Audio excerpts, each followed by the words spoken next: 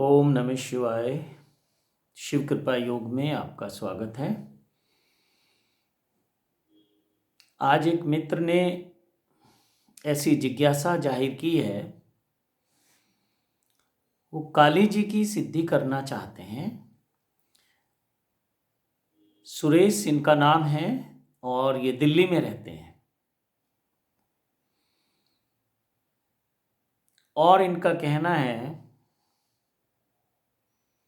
कि बहुत जगह इन्होंने साधनाएं सीखी हैं, लेकिन इनको सफलता नहीं मिली है।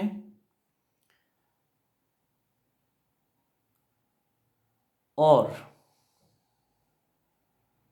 अभी तक इनको निराशा ही हाथ लगी है। तो सुरेश कुमार जी, ये जो सिद्धियां हैं, इनके लिए साधना करनी होती है। बहुत सारे मित्र ऐसा समझते हैं कि बस ऐसे चुटकी बजाने से सिद्धियां प्राप्त हो जाती हैं। इसको मैं थोड़ा सा आपको समझा दूं ताकि आपको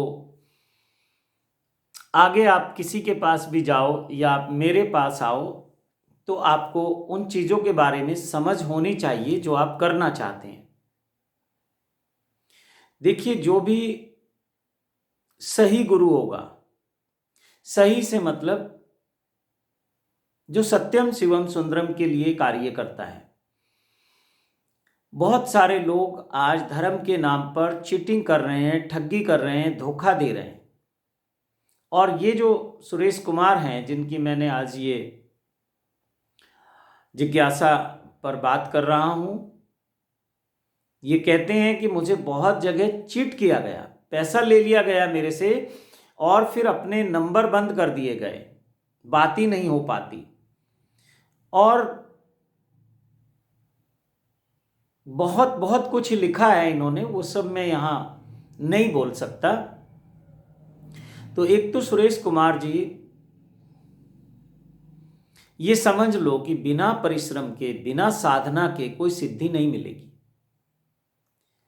मैं उन सब बातों को नज़रअंदाज कर रहा हूं जो आपने लिखी हैं, जो आपने पूछा है, जो आपने अपने अनुभव मुझे बताए हैं।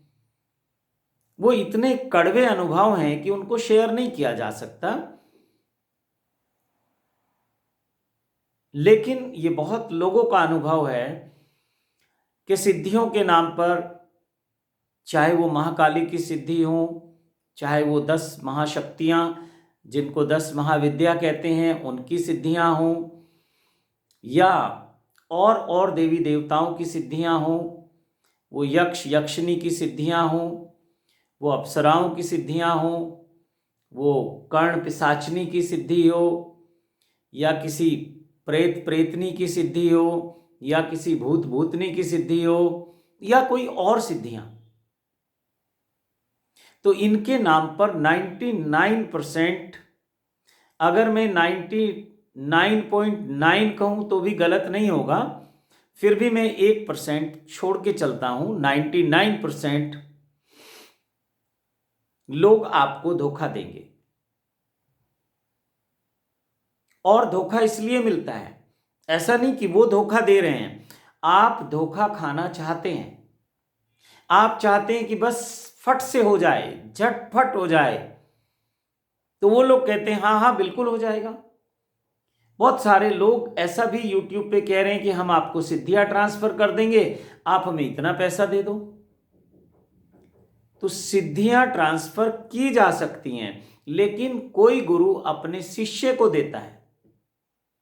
किसी भी आदमी को सिद्धियां ट्रांसफर नहीं की जाती। कोई भी आदमी फोन करे और उससे 10, 20, 50 हजार रुपये मांगे जाएं। अभी एक व्यक्ति ने तो मुझे कहा कि मैंने 2.5-3 लाख रुपया दे दिया, और फिर उसने ही अपने किसी और दोस्त को मेरा नंबर दिया। उसने कहा मैं तो 5-6 लाख रुपए दे चुका हूं। और मैंने जो दूसरा, ये जो पहला व्यक्ति था, ये कोई मेडिकल स्टोर है इसका, और मैंने पूछा आपकी इनकम क्या है? बोलता है आराम से मैं 50-60 हजार रुपये महीने कमा लेता हूं, लेकिन मैं चाहता हूं कि मेरे पास बहुत सारा धन आ जाए। इसलिए मैं सिद्धियां करना चाहता हूं और जिन की सिद्धि करना चाहता हूं। तो इसलिए ये उस लालच में पैसा देते गए कि कोई सिद्धियां ट्रांसफर करेगा इनको। मैं फिर से कह दूं कि सिद्धियां ट्रांसफर होती हैं, लेकिन कोई गुरु अपने शिष्य को करता है, या कोई बहुत उच्च कोटि के साधक होते हैं, उनको सिद्धियां आशीर्वाद रूप में दी जाती हैं। और जो दूसरे सज्जन थे वो भी इनके मित्र थे, जिन्होंने कहा कि 5-6 लाख रुपया मैं दे चुका हूं और अभी तक कुछ हुआ नहीं। मैंने पूछा आपकी उम्र क्या है? वो कहते हैं 70 साल मेरी उम्र है और मैं ब्राह्मण हूं और पूजा पाठ का कार्य करता हूं। मैंने कहा 70 साल की उम्र में आप सिद्धियां ढूंढ रहे हो? बोले हाँ, मुझे कुछ पैसा चाहिए। मैंने कहा 70 साल की उम्र में आप पैसे का क्या करोगे? जब 70 साल में तुम पैसा नहीं कमा पाए, 70 साल में तुम कुछ नहीं कर पाए, अब तो तुम्हारे चलने की तैयारी होनी चाहिए। अब तो तुम आत्म साक्षात्कार की बात करो, ब्रह्म साक्षात्कार की बात करो। ये क्या बेवकूफ़ी की बातें कर रहे हो? एक तो वो पंडित थे, ज्ञानी भी थे। पंडित अक्सर ज्ञानी हो जाते हैं जो पूजा पाठ कर्म कांड करते हैं। तो उनके अहंकार को चोट लगी और फिर दोबारा उनका फ़ोन मेरे पास नहीं आया, ना ही वो शिव कृपा योग से जुड़ पाए। ये दोनों ही लोग नहीं जुड़े, क्योंकि मैंने कहा कि बिना साधना के सिद्धियां मिलेंगी नहीं, और मैं आपको सिद्धियां क्यों दूं? ऐसा तुमने मेरे लिए क्या कर दिया कि तुम मुझसे उम्मीद करते हो 10-5 हजार रुपये देकर कि मैं तुम्हें सिद्धियां दे दूं? और फिर अगर मैं दे भी दूं तो तुम उनका करोगे क्या? निश्चित ही दुरुपयोग करोगे। तो सिद्धियां प्राप्त करने से पहले, सिद्धियां मतलब ये शक्तियां होती हैं। जैसे आज ये जो सुरेश कुमार हैं, इन्होंने महाकाली की सिद्धि की बात की है, ऐसी इनकी जिज्ञासा है, इनकी इच्छा है। तो ये जो जिन्हें सिद्धियां कहते हो, ये शक्तियां होती हैं। और जो महाकाली की हम बात कर रहे हैं, महाकाली 10 महाशक्तियों में, या जिन्हें हम 10 महाविद्या भी कहते हैं, ये भगवान शिव की 10 महाशक्तियां हैं, जिनसे भगवान शिव इस संसार का संचालन करते हैं। काली जी कैसे प्रकट हुई थी ये आप सब जानते हैं, बहुत विस्तार से इस पर चर्चा करने की आवश्यकता नहीं है। काली जी जो प्रकट हुई थी वो राक्षसों का नरसंहार करने के लिए हुई थी, उनका विनाश करने के लिए उनका जन्म हुआ था। उनको कहें कि पैदा किया गया था, लेकिन ऐसा मैथुनी सृष्टि का वो हिस्सा नहीं है। वो महाकाल की महाकाली हैं, वो देवों के देव महादेव की उमा हैं, वो भोलेनाथ की पार्वती हैं। जब राक्षसों ने बहुत आतंक मचा दिया और देवता उनके पास आए भगवान शिव के कि हमारी रक्षा करो, तो फिर काली जी को प्रकट किया गया और भोलेनाथ ने अपनी शक्तियां उनको दी, सभी देवी देवताओं ने अपनी अपनी शक्तियां उनको दी, और फिर उन्होंने उन राक्षसों का नाश किया। और ऐसा भी वर्णन आता है कथाओं में कि काली जी जो राक्षस थे वो तो सब तामसिक हैं, मदिरा पान करके वो लड़ते थे मस्त होकर। और तो काली जी को मदिरा पीना पड़ा, क्योंकि आपको अगर राक्षसों का वध करना है तो आप बहुत करुणावान होकर, दयावान होकर आप उनसे लड़ाई नहीं लड़ सकते। और कहते हैं कि रक्त बीज नाम का जो एक राक्षस था, वो कहते हैं अगर उसके जिस्म से, उसके शरीर से एक बूंद अगर पृथ्वी पे गिर जाए तो हजारों हजारों रक्त बीज पैदा हो जाते थे। उसका विनाश होने का कोई और संभावना नहीं थी। तो काली जी ने जो एक युक्ति निकाली, क्योंकि वो उस पर वार करती थी, उसका रक्त जमीन पे गिरता था और फिर हजारों हजारों रक्त बीज पैदा हो जाते थे। तो आखिर में उनको जो एक युक्ति मिली वो ये थी कि जैसे ही उन्होंने उसकी गर्दन काटी, उसका रक्त उन्होंने पी लिया, जमीन पे नहीं गिरने दिया, रक्त पान किया। जैसे मदिरा पान किया तो रक्त पान किया। तो काली जी के बहुत सारे भक्त हैं वो मदिरा पान करते हैं और वो मांस खाते हैं और कहते हैं काली जी ने खाया पिया था। तो फिर से मैं आपको बता दूं कि दो तरह की साधनाएं हैं, या कहें कि तीन तरह की साधनाएं हैं। सात्विक साधनाएं हैं, राजसिक साधनाएं हैं और तामसिक साधनाएं हैं। शक्ति एक ही है, उसको उमा कहो, उसको पार्वती कहो या उसको काली कहो।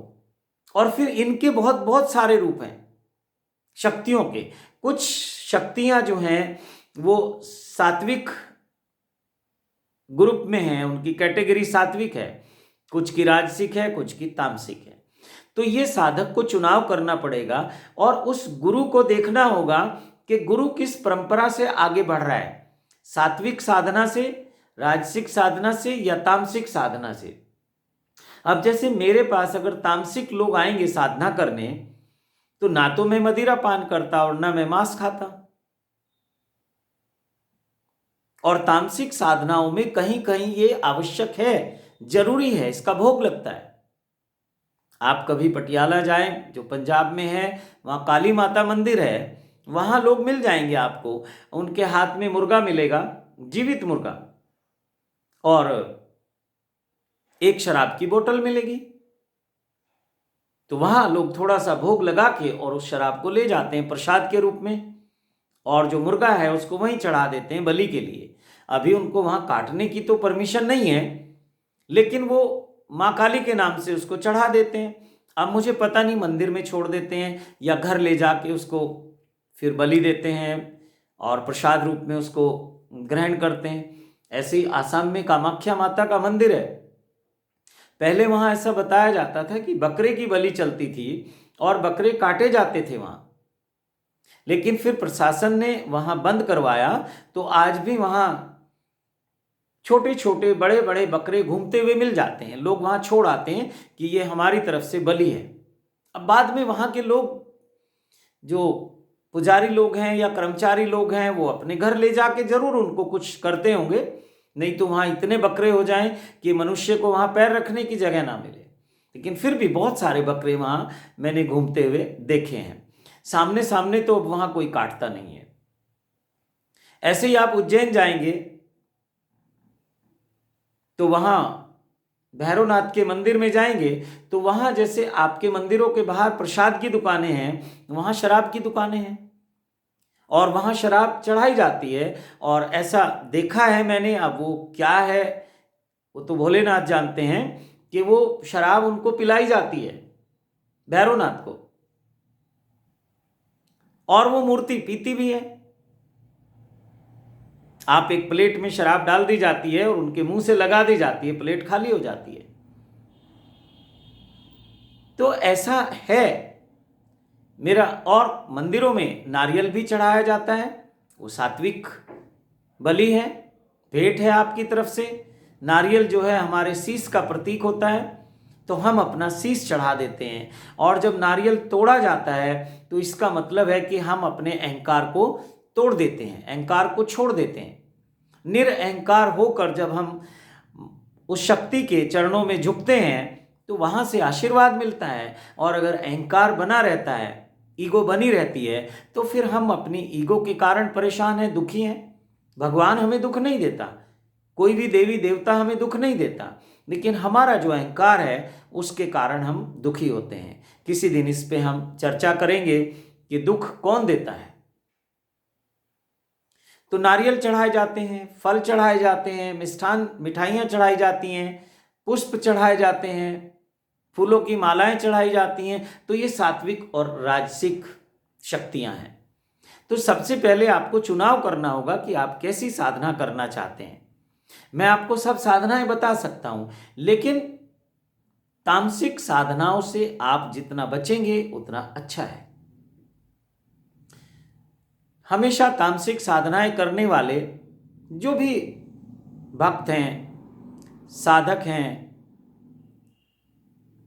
सिद्ध हैं, तांत्रिक हैं, ये इसका प्रयोग जो है नेगेटिविटी के लिए करते हैं। और जो राजसिक साधनाएं हैं ये स्वयं की उन्नति के लिए करते हैं, अपनी सांसारिक उन्नति तरक्की भौतिक सुख संपदा के लिए करते हैं। और जो सात्विक साधनाएं हैं वो सर्वे भवन्तु सुखिना, सर्वे सन्तु निरामया, सर्वे भद्राणि पश्यन्तु, माँ कश्चित दुख भाग भवेत्। ये फिर जन कल्याण के लिए की जाती हैं, सत्यम शिवम सुंदरम के लिए की जाती हैं, आत्म साक्षात्कार के लिए की जाती हैं, ब्रह्म साक्षात्कार के लिए की जाती हैं। और फिर अगर मैं संक्षेप में कहूँ तो फिर ये सत्यम शिवम सुंदरम की साधना है जो सात्विक है। तो मैं तो ये चाहता हूं कि आप सत्यम शिवम सुंदरम की साधना करो। दूसरा, जो आपकी सांसारिक इच्छाएं हैं, मनोकामनाएं हैं, जिसको मैं कहता हूं सुख, शांति, समृद्धि, ऐश्वर्य, रिद्धि, सिद्धि, धन, ध्यान, ज्ञान, समाधि और फिर शिव साक्षात्कार, तो आप राजसिक साधनाएं कर सकते हैं अपने सांसारिक उन्नति के लिए, भौतिक सुख संपदा के लिए, और सात्विक साधनाएं कर सकते हैं अपनी आध्यात्मिक उन्नति के लिए। तामसिक के लिए मेरी कोशिश होती है कि आप ना करें, फिर भी करना चाहते हैं तो मैं आपका स्वागत करूंगा। अब जैसे काली जी हैं तो काली जी तामसिक रूप है उनका, लेकिन वही काली की शक्ति तीनों अवस्थाओं में है, सात्विक भी है, राजसिक भी है और तामसिक भी है। तो ऐसे ही भगवान शिव की जो 10 महाशक्तियां हैं, 10 महाविद्या हैं, तो उनके तीनों रूप हैं, तीनों फॉर्म है उनकी, 3 डायमेंशन में वो साधनाएं होती हैं। आपकी चॉइस है। आपके जिन गुरुओं के पास आप जा रहे हैं जो कह रहे हैं सिद्धियां ट्रांसफर कर देंगे या सिद्धियां करा देंगे, वो शायद आपको इस विषय में नहीं बता पाएंगे कि वो कौन सी साधना आपसे करवा रहे हैं। एक्चुअल में तो वो खुद मदिरा पीते हैं, शराब पीते हैं, खुद नशा करते हैं, मीट मांस खाते हैं, तो वो आपको उसी तरह की साधनाएं बताएंगे क्योंकि उनको भी चाहिए, आप ही तो ले जा कर देंगे। तो सावधान रहिए, और जब तक आपका मन निर्मल ना हो जाए तब तक सिद्धियों की कोशिश ना करें। अगर सिद्धियां मिल जाएंगी, जैसे भस्मासुर को सिद्धि मिली थी, रावण को बहुत सारी सिद्धियां प्राप्त थी, ऐसे बहुत सारे जो राक्षस थे उनको बहुत बहुत सिद्धियां प्राप्त थी। कहीं वो माता से करते थे और कहीं वो पिता जो हैं जगत पिता भोलेनाथ से सिद्धियां प्राप्त करते थे। जैसे रावण जैसा शिव भक्त नहीं है।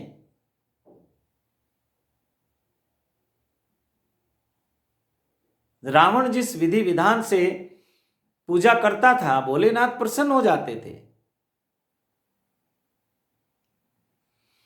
आज भी रावण की पद्धति से बहुत सारी पूजा पाठ हैं। तो रावण कोई साधारण व्यक्ति नहीं था, लेकिन वो तमस में रहता था, तामसिक साधनाएं करता था और अहंकार उससे बढ़ता चला जाता है। जैसे जैसे सिद्धियां प्राप्त होती हैं, व्यक्ति का अहंकार बढ़ता चला जाता है और वो अहंकार एक दिन उसके पतन का कारण बन जाता है, उसके विनाश का कारण बन जाता है। भगवान राम ने भी शिव आराधना की। ऐसी सभी देवी देवताओं ने भगवान शिव की आराधना की, लेकिन वो सात्विक साधनाएं थी और सांसारिक कार्य करने के लिए वो राजसिक साधनाएं थी।